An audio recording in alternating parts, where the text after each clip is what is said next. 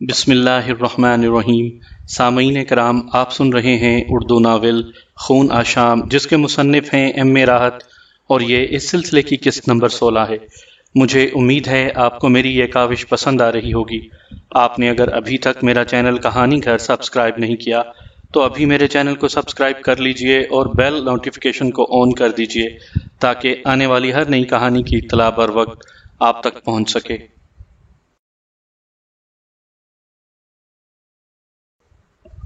رات کو نہ جانے کیا کیا سوچتا رہا، اور پھر درخت کے ٹھنڈے پتوں کے نیچے نیند نے میری آنکھوں میں بسیرا کر لیا۔ بڑا پرسکون سویا، لیکن بہت صبح کچھ غیر معمولی آوازیں سن کر آنکھ کھل گئی۔ دیکھا تو ایک عجیب تماشا سا ہو رہا تھا۔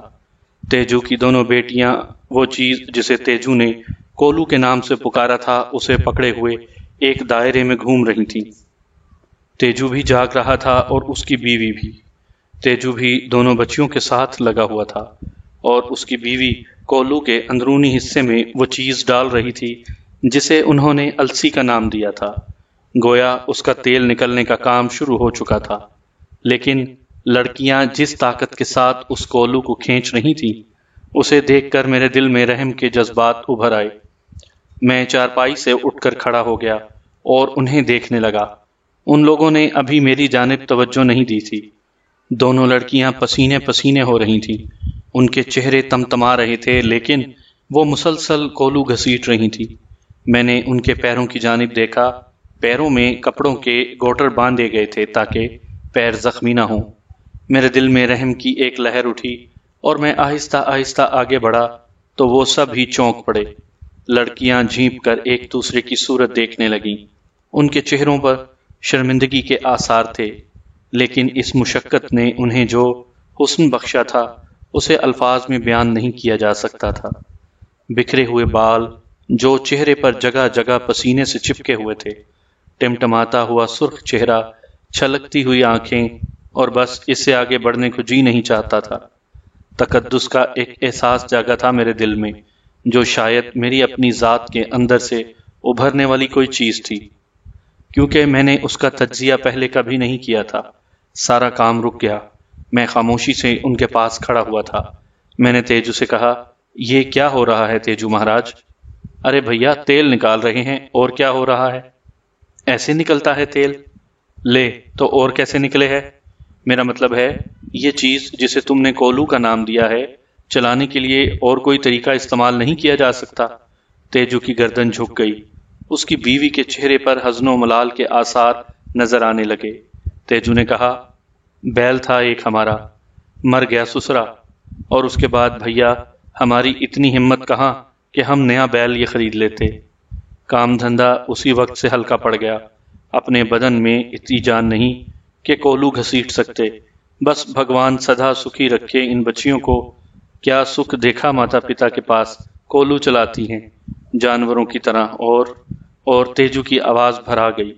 میں خاموشی سے کھڑا اسے دیکھتا رہا۔ پھر میں نے کہا، تیجو مہاراج، یہ کولو میں چلا سکتا ہوں؟ ارے نہ بھیا نہ، ہم تم سے یہ کام نہ ہی لے سکت، معاف کر دو ہم کو، تیجو آہستہ سے بولا۔ میں اس شریف آدمی کی ہر کیفیت کو محسوس کر رہا تھا۔ میں نے کہا، دیکھو تیجو مہاراج، میں انسان تو ہوں نہیں کہ مجھے یہ کولو چلانے میں دقت پیش آئے۔ بیر ہوں تمہارا۔ بیر اسی لیے قبضے میں کیے جاتے ہیں کہ وہ سارے کام کریں۔ اب اگر بیر ہوتے ہوئے بھی یہ لڑکیاں کولو چلائیں تو تم نہیں سمجھتے کہ مجھے کیا نقصان ہوگا؟ نقصان؟ تیجو نے حیرت سے کہا۔ تو اور کیا، مجھ پر کوڑے پڑیں گے۔ نادیدہ طاقتیں اس بات پر ناراض ہو جائیں گی کہ میں نے تمہارا وہ کام نہیں کیا جو مجھے کرنا چاہیے تھا۔ ان بچیوں کو یہاں سے ہٹا دو، یہ کام میں کروں گا۔ ارے تو کچھ کھا پی تو لے بھیا، ہم لوگ تو دودھ روٹی کھا چکے ہیں۔ نہیں، ابھی مجھے کسی چیز کی ضرورت نہیں ہے، میں نے کہا اور آگے بڑھ گیا۔ اچھا نہ لگے گا ہمیں، پر تو دیکھ لے، نہ چلا سکے گا تو کوئی بات نہیں ہے، ہم تو اس کام کے عادی ہیں بھیا، اس نے کہا، اور میں آگے بڑھ کر لڑکیوں کے قریب پہنچ گیا۔ وہ دونوں پیچھے ہٹ گئی تھی۔ میں نے اکیلے ہی دھرا سنبھال لیا، جسے پکڑ کر آگے بڑھنے سے کولو چلتا تھا، اور اس کے بعد میں اسے گھسیٹنے لگا۔ ایک دائرے میں چکر لگانے کے علاوہ اور کوئی کام نہیں تھا، لیکن میرے لیے یہ سب کچھ بے حد دلچسپ تھا۔ اول تو زندگی میں نیا پن محسوس ہوتا تھا، دوم یہ کہ کچھ ہمدردیاں بھی میرے دل میں ان کے لیے بیدار ہو گئی تھیں، اور پھر میرے جسم کی بے پناہ قوت آخر کس کام آتی؟ ابھی تک اور کچھ تو کیا نہیں تھا، حالانکہ مہاراج بیجا نگر کے ساتھ اگر میں جنگ میں شامل ہو جاتا تو خاصی کارکردگی دکھا سکتا تھا۔ میں بھلا بے گناہ انسانوں کو کیوں قتل کرتا کسی اور کے لیے؟ لیکن یہاں اپنی جسمانی قوت کے استعمال کا بہترین موقع ملا تھا۔ میں نے وہ دھرا لے کر دوڑنا شروع کر دیا اور تیز دائرے میں بڑی آسانی سے دوڑ لگانے لگا۔ لڑکیوں کی آنکھیں حیرت سے پھیلی ہوئی تھیں۔ تیجمل ششدر تھا اور دھرم پتنی بسنتی جی منہ پھاڑے مجھے دیکھ رہی تھیں۔ پھر دونوں میاں بیوی جلدی جلدی السی اس پیالے میں ڈالنے لگے جس میں سے تیل نکالا جاتا تھا۔ میری رفتار کے ساتھ ان کے ہاتھ نہیں چل پا رہے تھے اور ایک خاص جگہ سے تیل کا پرنالہ بہہ رہا تھا۔ تیجمل نے کہا، ارے رک جا بھیا رک جا، پیپا بھر گیا ہے، دوسرا تو لگا لینے دے۔ ارے لڑکیوں اٹھاؤ، اور لڑکیاں وہ برتن اٹھانے لگیں جس میں تیل گر رہا تھا۔ بہت سے خالی برتن رکھے ہوئے تھے۔ انہوں نے دوسرا برتن لگایا اور میرے لیے بھلا کیا مشکل تھا کہ اس برتن کو بھی برق رفتاری سے بھر دوں۔ چنانچہ السی کا تیل نکالنے کا یہ تجربہ میری زندگی کا ہی نہیں بلکہ تیجمل کی زندگی کا بھی سب سے انوکھا تجربہ تھا۔ غالباً اس کے بیل نے بھی کبھی اتنی برق رفتاری سے تیل نکال کر نہیں دیا تھا۔ دونوں میاں بیوی پسینے پسینے ہو گئے۔ اس دوران وہ یہ سب بھول گئے کہ میں نے کھانا کھایا ہے یا نہیں، میں کون ہوں، بس وہ حیرت اور دلچسپی سے اپنا کام کر رہے تھے۔ السی کی بوریاں کھلتی جا رہی تھی اور تیل کے برتن بھرتے جا رہے تھے۔ یہ کام دوپہر تک جاری رہا اور اس کے بعد تیجو تیلی ہی تھک گیا۔ گہری گہری سانسیں لیتا ہوا بولا، رک جا بھیا رک جا بیاس، رک جا میرے بیٹے رک جا۔ اور میں رک کر اسے دیکھنے لگا۔ کیا ہو گیا تیجو مہاراج؟ ارے بھیا اسے چھوڑ دے، باہر نکلا، تیجو نے گردن لٹکا کر کہا۔ پھر بسنتی سے بولا، اور تو نے اسے کچھ کھلایا پلایا بھی نہیں، پانی تک نہیں پیا بیچارے نے۔ ارے نہ بھیا، ہم ایسے انداتا نہیں ہیں، آ جا بیٹا، آ بٹوا، آ کچھ کھا پی لے، آ تھوڑی دیر آرام کر لے۔ ارے تو نے تو ہماری کایا ہی پلٹ دی۔ میں مسکراتا ہوا ان کے ساتھ املی کے درخت کی جانب چل پڑا۔ دنیا میں کچھ کر کے دکھایا جائے تو حقیقتوں کو تسلیم کیا جاتا ہے، زبان سے کچھ بھی کہہ دو اس کا کوئی اثر کسی پر نہیں ہوتا۔ میں نے شام تک 6 من السی کا تیل نکال دیا تھا، اور یہ تیجو تیلی کی زندگی کا شاید سب سے انوکھا دن تھا۔ وہ خوشی سے پھولا نہیں سما رہا تھا، اور اب تو بسنتی رانی، روپا اور شلپا کا بھی انداز بدل گیا تھا۔ بسنتی رانی جی اتنی نرم ہو گئی تھی کہ بیان سے باہر ہے، خوشی سے پھولی نہیں سما رہی تھی۔ شلپا اور روپا پر ایک عجیب سا اثر ہوا تھا۔ شام کو خاصا اچھا کھانا پیش کیا گیا، اور پھر دلچسپ بات یہ تھی کہ ایک بڑی سی چادر املی کے درخت کے نیچے ہی بچھائی گئی تھی، اور سارے کے سارے اسی پر آ بیٹھے تھے۔ یہ گویا اپنائیت کا اظہار تھا۔ بسنتی رانی میری خاطر مدارات کرتی رہیں، میں نے ان کی یہ محبتیں قبول کر لی تھیں۔ کھانے سے فراغت ہو گئی۔ رات حالانکہ بہت زیادہ گہری نہیں ہوئی تھی، لیکن بستی میں خاموشی چھا گئی تھی، زندگی مفقود ہو گئی تھی۔ میں نے سوچا کہ رات کی تاریکیوں میں باہر نکل کر اس بستی کے بارے میں معلومات حاصل کر لوں۔ انہی سوچوں میں گم تھا کہ اندر سے کچھ آوازیں سنائی دیں، اور بس یوں ہی دل چاہا کہ ان آوازوں کو قریب سے سنوں۔ آہستہ آہستہ آگے بڑھا اور تیجو مہاراج کے کمرے کے دروازے پر پہنچ گیا۔ مہارانی جی سے باتیں کر رہے تھے۔ ارے تو دیکھتی جا، بھگوان نے جیون بدل دیا ہے آج اپنا۔ ارے میں تو سمجھتی تھی یہ دھرم آنند جی بس ایسے ہی کھانے پینے کے سادھو ہیں، کچھ آتا جاتا نہیں ہے انہیں، مگر منتر تو انہوں نے سچ مچ ایسا بتایا کہ میں خود دیکھ کر حیران رہ گئی۔ ابھی تو نے دیکھا کیا ہے، 40 دن کاٹے ہیں میں نے، پورے 40 دن، تب جا کر یہ بیر ہاتھ لگا ہے۔ اے میں کہتی ہوں کیسا سندر بچہ ہے، لگتا تو ہے ہی نہیں کہ کوئی بیر ہے۔ لے تو بیر کے کیا سینگ ہوتے ہیں؟ تو اور کیا، وہ تو بڑی بھینگڑ شکل کا ہوتا ہے، لمبے لمبے دانت، باہر نکلی ہوئی زبان، سر پر سینگ اور عجیب سا، اور یہ تو ایسا سندر من موہنا ہے کہ بس دیکھتے رہو۔ تیرے من کو تو نہیں جا لگا کہیں؟ تیرا بھی دماغ خراب ہے تیجو، اب میرا من کہیں لگے گا؟ کیا کہا جا سکتا ہے، گیت تو ایسے ہی گا رہی ہو اس کے۔ یہ مرد ہر عمر میں جلتا ہے، کیا کوئی کہے اس کو۔ چھوڑ ان باتوں کو، پتا ہے کیا کہہ رہا تھا؟ کہہ رہا تھا کہ چکت لال سے میری 20 گھنیاں بھی واپس کرا دے گا۔ ہیں؟ ہاں، بھگوان کی سوگن، تو اور کیا؟ ارے بیروں سے کوئی لڑا ہے؟ تو نے دیکھا آج کیا ہو گیا؟ ارے کوئی سنے گا تو بس ہنس کر خاموش ہو جائے گا۔ کوئی مان لے گا کہ 6 من السی کا تیل ایک دن میں نکل آیا؟ اور ذرا بھی تھکا ہوا نہیں لگتا؟ بیر جو ہے، پھر تو ہم اس سے اور بھی بہت سے کام لے سکتے ہیں۔ اسی لیے تو کہہ رہا تھا کہ دن پھیر دیے بھگوان نے۔ ہے بھگوان یہ ہمارے ساتھ رہے، یہاں سے بھاگ نہ جائے۔ نہیں بھاگے گا، اچھا لگتا ہے۔ کیا پتا بیر کیسے ہوئے ہیں، مگر یہ تو بڑا ہی سندر من موہنا ہے۔ پھر وہی، ارے تیرا دماغ خراب ہے، میرے لیے تو میری اولاد جیسا ہے، بار بار بکے جائے ہے۔ اب یہ بتا کریں کیا؟ کیا کر سکتے ہیں؟ میرا مطلب ہے اور کون کون سے کام لیں اس سے؟ ارے تیل ہی نکال دے، اتنا تو سمجھ لو کہ ہمارے تو دن پھر جائیں۔ میں باہر کھڑا مسکراتا رہا۔ اب اس میں کوئی شک و شبہ نہیں رہ گیا تھا کہ واقعی بڑے معصوم لوگ ہیں، ان کے لیے بہت کچھ کرنا پڑے گا۔ ٹھیک ہے آشیش بھگونت چندر کھنڈ، تو نے جو کچھ کیا اس میں تیرا مقصد کچھ اور تھا، لیکن اوپر والے کی مرضی اس سے بالکل مختلف تھی۔ مجھے کیا پڑی ہے کہ تیرے دشمنوں سے بدلہ لیتا رہوں؟ میرے راستے میں آئے تو دیکھا جائے گا۔ اگر تو مجھے گیان شکتی نہیں دیتا، نہ صحیح شریر شکتی دے کر تو نے یہ سوچ لیا کہ بس تجھے ایک گھوڑا مل گیا جس کی لگام تیرے ہاتھ میں ہے اور تو اس پر بیٹھ کر جیون بھر دوڑتا رہے گا، تو اب ایسا گھوڑا کم از کم میں نہیں بن سکتا۔ جو تیرا جی چاہے وہ کر، جو کچھ تو نے کیا ہے وہ تیرے خلاف بھی استعمال ہو سکتا ہے۔ وہاں سے کچھ اور آگے بڑھا تو دوسرے کمرے میں روپا اور شلپا کی آواز سنائی دی۔ لڑکیوں کا خیال بھی جان لینا ضروری تھا، ہو سکتا ہے وہاں بھی میرے ہی بارے میں بات چیت ہو رہی ہو۔ پھر مجھے افسوس ہوا کہ یہ بات چیت میں نے پہلے کیوں نہ سنی، کیونکہ زیر بحث میں ہی تھا۔ ہائے شلپا، بھگوان کی سوگن، میرا تو دل بڑا تڑپا اس کے لیے۔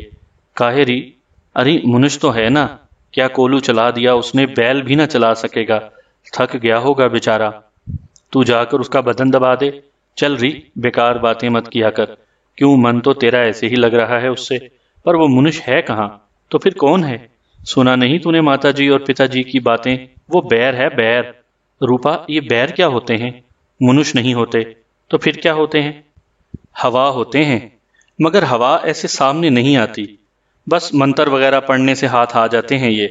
تو کیا کسی بیر سے پریم نہیں کیا جا سکتا؟ پاگل ہوئی ہیری، وہ تو چھونے سے بھی چھونے میں نہیں آتے، پھر تو بیکار ہیں۔ کیوں؟ جب کوئی چھونے میں ہی نہ آئے تو پھر کوئی اس سے پریم کر کے کیا کرے گا؟ اور تو جیسے یہ چاہتی ہے کہ تجھے چکی کے پاٹوں میں پیس دیا جائے۔ ہائے روپا، چکی کے پاٹوں میں اگر کسی کو پیس دیا جائے تو اسے کتنا مزہ آتا ہوگا، شلپا نے کہا۔ باولی ہے، نری باولی۔ ارے باولی، اس کی طرف کبھی من نہ لگانا، اور خود تو اس کے بارے میں باتیں کیے جا رہی ہے۔ تو باتیں کرنے سے کیا ہوتا ہے؟ ہوتا تو بہت کچھ ہے۔ نہیں ری، بس ٹھیک ہے، وہ بیر ہے، ہمارے کام نہیں آ سکتا۔ ہمارے کام کیسے آتا؟ بکے جا رہی ہے، میں نے تو بس ایسے ہی کہا تھا۔ لگتا ہے تیرے من میں بھی اس کا چتر بند گیا ہے۔ اچھا تو لگا ہے وہ مجھے، اور خاص طور سے جب وہ محنت کر رہا تھا تو مجھے بڑی دیا آ رہی تھی اس پر۔ ٹھیک ہے، مجھے منع کر رہی ہے اور خود اس کی باتیں کیے جا رہی ہے۔ چل دیکھیں کر کیا رہا ہے۔ ارے نہ رے نہ، اگر اس نے ہمیں دیکھ لیا تو کیا ہوگا؟ ہوگا کیا، کہہ دیں گے کہ باہر گھومنے نکلے تھے۔ رات کے اس سمے؟ تو ابھی کون سی رات بیت گئی ہے، پھر بھی اچھا نہیں ہوگا یہ۔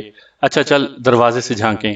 ہاں ایسا کر لیتے ہیں، دور ہی کتنا ہے وہ۔ لڑکیوں کے جسموں کی سرسراہٹ سنائی دی تو میں نے ایک لمبی دوڑ لگائی اور واپس آ کر اپنی چارپائی پر لیٹ گیا۔ دل میں عجیب سی اینٹھن ہو رہی تھی۔ یہ دو ارمان بھری نوخیز لڑکیوں کی دلی تاثرات تھے، لیکن تیجمل ایسا انسان تھا کہ اسے کوئی دکھ دے کر زندگی بھر خود بھی دکھی رہنے کے سوا اور کچھ نہیں کیا جا سکتا تھا۔ ایسے معصوم آدمی کو کوئی ایسی چوٹ دینا بالکل غیر مناسب تھا کہ اس کی عزت بھی خطرے میں پڑ جائے۔ نہیں، یہ مناسب نہیں ہے، میں نے دل ہی دل میں سوچا، اور اس کے بعد چارپائی پر لیٹ کر آنکھیں بند کر لیں۔ دروازہ کھلا، دونوں لڑکیاں باہر آئیں، ڈرتی جھجکتی میرے نزدیک پہنچیں، دیر تک کھڑی مجھے دیکھتی رہیں اور پھر چوری چوری واپس جا کر اپنے کمرے میں بند ہو گئیں۔ میں مسلسل گہری گہری سانسیں لے رہا تھا، پھر اس وقت باہر نکلنے کو بھی جی نہیں چاہا اور میں سونے کی کوشش کرنے لگا۔ دوسری صبح معمول کے مطابق پرسکون تھی۔ اس گھر میں میرے لیے کافی گنجائش نکل آئی تھی۔ اپنے طور پر خود اپنا تجزیہ کیا تو احساس ہوا کہ انسانی فطرت سے مختلف طبیعت نہیں رکھتا، ہر چیز سے دل متاثر ہوتا ہے۔ تھوڑا سا دن چڑھا تو کل والا شخص یہ معلوم کرنے آیا کہ اس کا دیا ہوا کام شروع ہوا ہے یا نہیں۔ یہ موقع تیجومل کے لیے بڑی خوشی کا تھا۔ اس نے سینہ تانتے ہوئے کہا، تیرا کام ہو گیا ہے۔ کیا؟ بنیے نے حیرانی سے پوچھا۔ وہ رکھے ہیں تیرے تیل کے پیپے اور وہ رکھی ہوئی ہے کھلی، دیکھ لے۔ کیا کہہ رہا ہے تیجو؟ کیا بھوتوں کو بلا لیا تھا کام کرنے کے لیے؟ ارے سارے کا سارا تیل نکل گیا کیا؟ ہاں بھائی ہاں۔ اب تو ایسا کر کہ اپنے پیپے اٹھا اور ہماری مزدوری ہمیں دے جا۔ مگر یہ ہوا کیسے؟ ارے تجھے آم کھانے سے مطلب ہے یا پیڑ گننے سے؟ وہ تو سب ٹھیک تیجومل، لیکن اپنی سمجھ میں کچھ نہیں آ رہا ہے۔ سامعین کرام، آپ یہ کہانی سن رہے ہیں میرے چینل کہانی گھر پر۔ آپ نے اگر ابھی تک میرا چینل کہانی گھر سبسکرائب نہیں کیا تو ابھی میرے چینل کو سبسکرائب کر کے بیل نوٹیفیکیشن آن کر دیجئے تاکہ آنے والی ہر نئی کہانی کی اطلاع بر وقت آپ تک پہنچ سکے۔ او بھائی، تو سمجھنے کی کوشش بعد میں کر لیجیو، ہمارے پیسے ہمیں دے جا، بعد میں آرام سے سمجھتا رہیو۔ بنیے نے اپنی دھوتی کی لانگ کھولی اور مزدوری کے پیسے نکال کر تیجو کے ہاتھ پر رکھ دیے۔ تیجو کی آنکھیں فخریہ انداز میں چمک رہی تھیں۔ بنیے نے کہا، وہ ابھی لوگوں کو بلا کر لاتا ہے تاکہ وہ تیل کے پیپے اٹھا کر لے جائیں۔ جب وہ چلا گیا تو تیجو نے پیسے اپنی دھرم پتنی کو دکھاتے ہوئے کہا، یہ ہے میرے بیر کی پہلی کمائی۔ ہے بھگوان، اگر ایسے ہی کام ہوتا رہے تو ہم تو مالدار ہو جائیں گے۔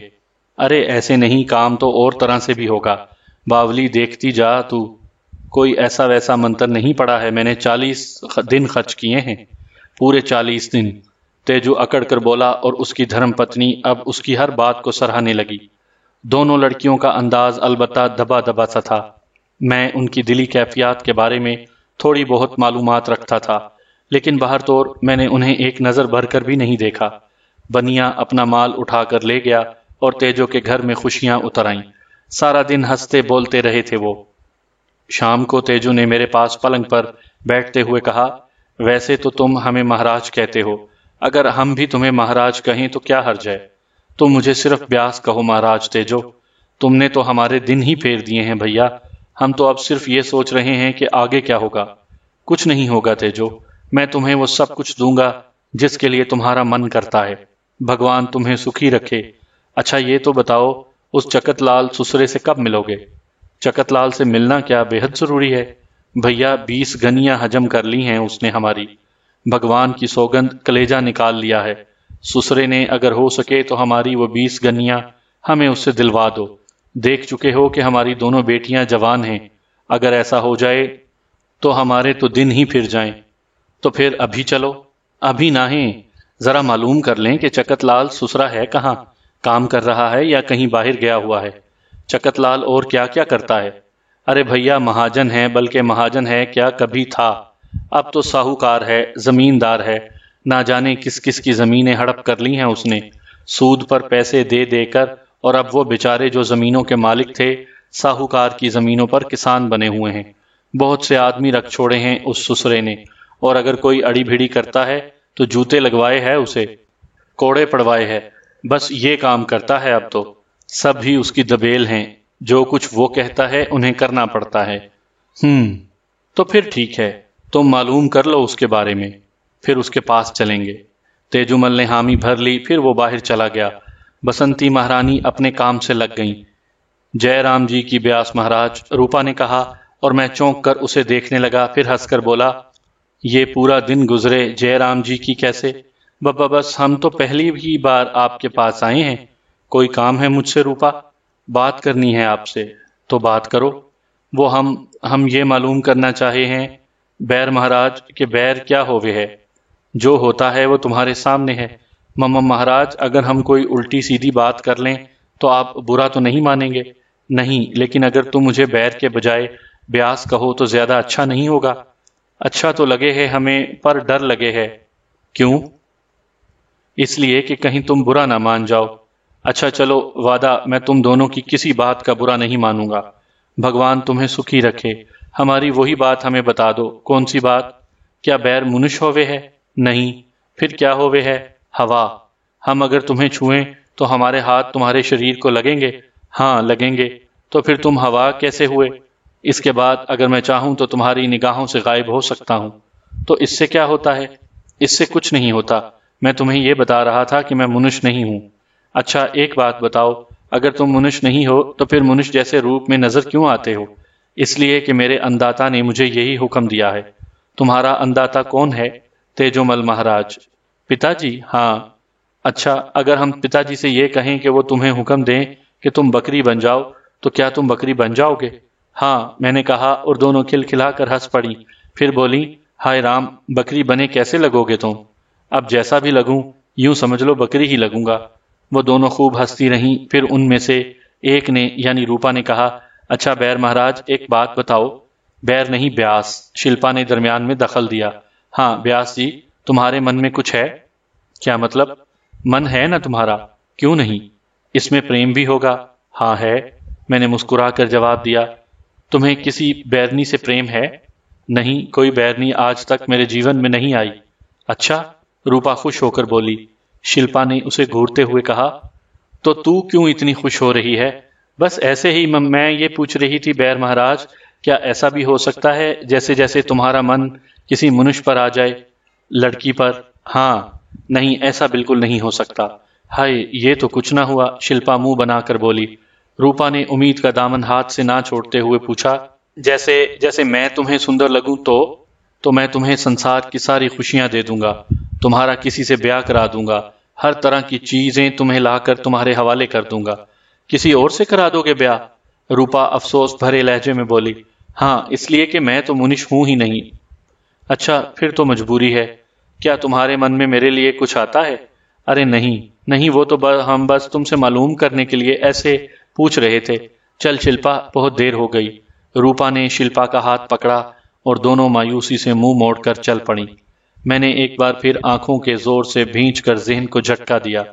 نہیں تیجومل، میں تمہیں ایسا کوئی دکھ نہیں پہنچاؤں گا جو تمہارے دل کو زخمی کر دے۔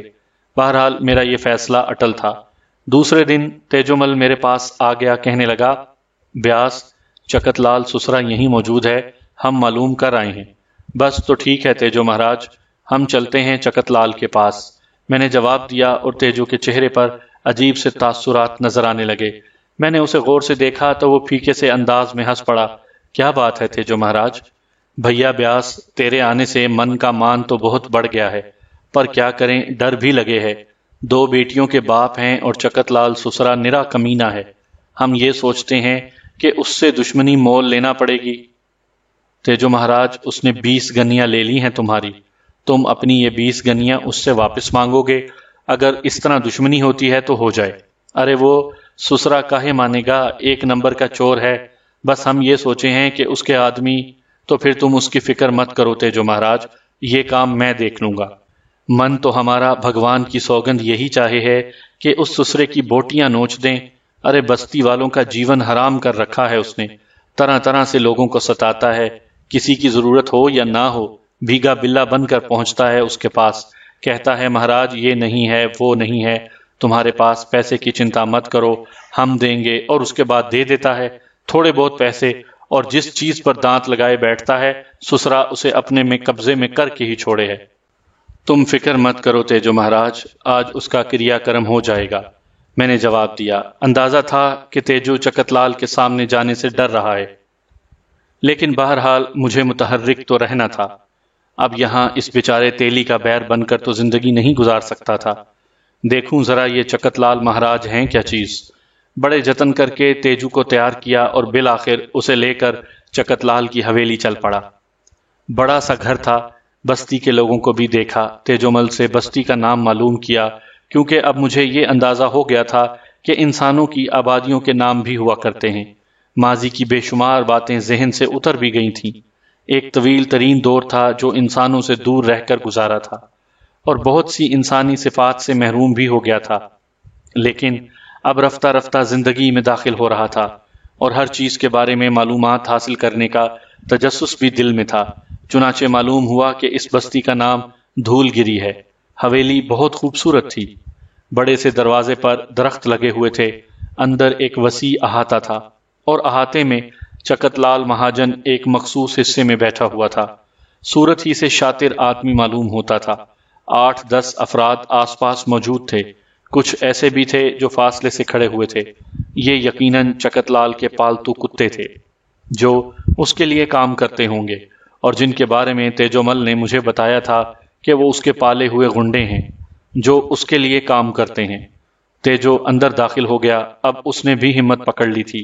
یہاں تک آتے ہوئے ڈرتا رہا تھا، لیکن یہاں آنے کے بعد غالباً اس کے دل میں کوئی ایسا جذبہ سر ابھارنے میں کامیاب ہو گیا تھا جس نے اسے نڈر بنا دیا تھا۔ چکت لال نے تیجومل کو غور سے دیکھا اور اس کے چہرے پر نفرت کے آثار پھیل گئے۔ پھر اس کی نگاہیں مجھ پر پڑی، مجھے دیکھتا رہا اور اس کے بعد تیزی سے بولا، ہاں رے تیجو، کیا بات ہے؟ کیسے آنا ہوا تیرا؟ وہ مہاراج، وہ کچھ چاہیے تجھے؟ پر اب کاہے پر لے گا تو؟ تیرے پاس ہے کیا کولو بیچ رہا ہے اپنا یا گھر بار؟ ارے ہاں، تیری 2 چھوکریاں بھی تو ہیں، پر ہم انسانوں کا سودا نہیں کرتے۔ یہ مہاراج کون ہے؟ تیجو کو آگ لگ گئی، آگے بڑھ کر کہا، چکت لال، بہن بیٹیاں تو تجھے اب اپنی بیچنا پڑیں گی۔ سسرے، دوسرے کی عزت کو بھی عزت سمجھا کر، نہیں تو بھگوان تیرا کیا تیرے سامنے لائے گا۔ جوتے کھانے آیا ہے تیلی کی اولاد، کیا بکواس کر رہا ہے؟ چکت لال کی بہن بیٹیاں کیا ایک تیلی کی بہن بیٹیوں کی طرح ہو سکتی ہیں؟ تیرے منہ سے یہ بات نکلی ہی کیسے؟ میں آپ سے کچھ بات کرنا چاہتا ہوں چکت لال جی، میں نے آگے بڑھ کر کہا۔ تیلی کے ساتھ آئے ہو اس لیے ہم عزت نہیں کریں گے تمہاری، پھر بھی بولو کیا بات ہے، کیا چاہتے ہو؟ تیجومل کا کہنا ہے کہ تم اس کی 20 گنیاں کھا گئے ہو، وہ گنیاں اس کو واپس کر دو۔ تو حمایتی بن کر آیا ہے تو اس کا؟ ارے اس کتے کے پلے سے پوچھ 20 گنیاں کیسے کھائیں ہم نے؟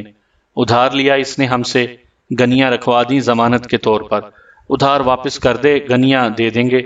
میں تمہیں اتنا سود دے چکا ہوں چکت لال کہ تمہارے اصل سے 20 گنا زیادہ ہو گیا ہے، میری گنیاں مجھے واپس کر دو۔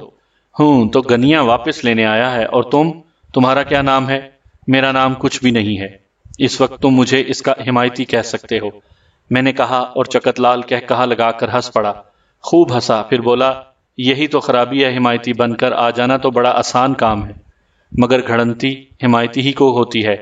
ارے رگھو، اے بھیلا، اے پرمان، ذرا آؤ، یہ تیل کا پیپا اپنے ساتھ حمایتی لے کر آیا ہے ہم سے 20 گنیاں لینے کے لیے، چکت لال نے کہا، اور وہ لوگ جو دور کھڑے ہوئے تھے آگے بڑھائے، ان کے ہاتھوں میں لاٹھیاں تھیں۔ وہ خونخوار نگاہوں سے مجھے دیکھنے لگے۔ چکت لال نے کہا، اس تیلی کو تو بعد میں دیکھیں گے، ذرا پہلے اس حمایتی کی ٹھکائی لگا دو، توڑ دو سسرے کی ٹانگیں، بعد میں اس تیلی کا حساب کتاب کر دیں گے۔ 2 آگے بڑھے تھے، غالباً انہوں نے میرے لیے اپنے آپ کو کافی سمجھا تھا۔ میرے قریب آئے تو میں نے ہاتھ بڑھا کر ایک ساتھ ان دونوں کی گردنیں پکڑ لی۔ میرے ہاتھ کے چوڑے پنجے ان کی گردنوں پر جم گئے اور انہوں نے زور زور سے مجھے مارنا شروع کر دیا۔ میں نے ہاتھ کا دباؤ بڑھایا تو ان کے حواس گم ہونے لگے۔ پھر میں نے ان دونوں کو ہاتھوں ہی کے بل جھکائی دے کر اوپر اٹھایا اور پیٹھ کے بل زمین پر دے مارا۔ یہ کام میں نے کافی طاقت سے کیا تھا۔ ان دونوں کے حلق سے ہائے کی آوازیں نکلیں اور وہ زمین پر لمبے لمبے لیٹ گئے۔ ان کا یہ حال دیکھ کر باقی 8-10 افراد مجھ پر ٹوٹ پڑے تھے۔ چکت لال کو غالباً تمام اختیارات حاصل تھے، اگر کوئی زخمی ہو جائے یا مر جائے تو شاید اس سے پوچھنے والا کوئی نہیں تھا۔ چنانچہ آنے والوں نے مجھ پر لاٹھیاں برسانا شروع کر دیں، لیکن وہ منظر بھی دیکھنے کے قابل تھا جب ان کی لاٹھیاں میرے جسم پر پڑ کر ٹوٹ گئیں اور وہ ان کے چھوٹے چھوٹے ڈنڈے ہاتھ میں لیے کھڑے رہ گئے۔ میں نے دونوں ہاتھ سیدھے کیے، چکت لال اپنی جگہ سے اٹھ کھڑا ہو گیا تھا۔ پھر میں نے 2 آدمیوں کے ہاتھوں سے ڈنڈے چھینے جو اب آدھے آدھے رہ گئے تھے، اور وہی ڈنڈے لے کر ان پر ٹوٹ پڑا۔ میرے ہاتھ کی ضرب اس انداز میں مجھے خود بھی احساس نہیں تھا کہ کتنی زوردار ہوگی۔ جس کے جسم پر جس جگہ پڑی وہاں کی ہڈی بھلا سالم کیسے رہ سکتی تھی؟ خوفناک کراہیں، دھاڑیں سنائی دیں اور میرے ہاتھوں پر مار کھانے والے اٹھ کر بھاگ بھی نہ سکے۔ البتہ چکت لال نے اٹھ کر بھاگنے کی کوشش کی تھی۔ میں نے ایک لکڑی اس پر بھی کھینچ ماری جو اس کے گھٹنے پر لگی اور وہ گھٹنا پکڑ کر زمین پر گر گیا۔ وہ چیخ رہا تھا، کرا رہا تھا۔ 10-12 آدمی میرے ہاتھوں زخمی ہو گئے تھے، اور زخمی بھی ایسے کہ وہ اب اپنی مرضی سے اٹھ نہیں سکتے تھے۔ ان میں سے بعض زمین پر بیٹھے بیٹھے کھسک رہے تھے۔ شاید وہ اس بات کے منتظر تھے کہ چکت لال کا یہ حشر کرنے کے بعد میں پھر ان کی جانب متوجہ ہوں گا، لیکن میں نے دیکھ لیا تھا کہ سانپ کی ہڈی ٹوٹ گئی ہے، اور اب وہ لہریں لینے کے سوا اور کچھ نہیں کر سکتا۔ کسی کو زندگی سے محروم کرنے کا شوق مجھے بالکل نہیں تھا۔ چند آدمی ایسے بھی وہاں موجود تھے جن کے چہروں سے یہ اندازہ ہوتا تھا کہ وہ بھی چکت لال کے شکار معلوم ہوتے ہیں۔ اب ان کے چہروں پر خوشی کی ہلکی ہلکی سرخی نظر آ رہی تھی۔ چکت لال گھٹنا پکڑے چیخ رہا تھا اور اندر سے اس کے اہل خاندان باہر نکل رہے تھے، جن میں عورتیں بھی تھیں اور نوجوان لڑکیاں بھی۔ جوان مرد البتہ کوئی نہیں تھا۔ وہ سب چکت لال کے گرد جمع ہو گئیں اور چکت لال انہیں بتانے لگا کہ اس کے گھٹنے کی ہڈی ٹوٹ گئی ہے، وہ لمبا لمبا پڑ گیا تھا۔ نوجوان لڑکیوں نے اسے اٹھانے کی کوشش کی تو میں آگے بڑھا اور چکت لال کی پنڈلی پر اپنا پاؤں رکھ دیا۔ سامعین کرام، آپ سن رہے تھے اردو ناول خون آشام، جس کے مصنف ہیں ایم اے راحت، اور یہ اس سلسلے کی قسط نمبر 16 تھی۔ مجھے امید ہے آپ کو میری یہ کاوش پسند آئی ہوگی۔ آپ نے اگر ابھی تک میرا چینل کہانی گھر سبسکرائب نہیں کیا تو ابھی میرے چینل کو سبسکرائب کر کے بیل نوٹیفیکیشن کو بھی آن کر دیجئے تاکہ آنے والی ہر نئی کہانی کی اطلاع بر وقت آپ تک پہنچ سکے۔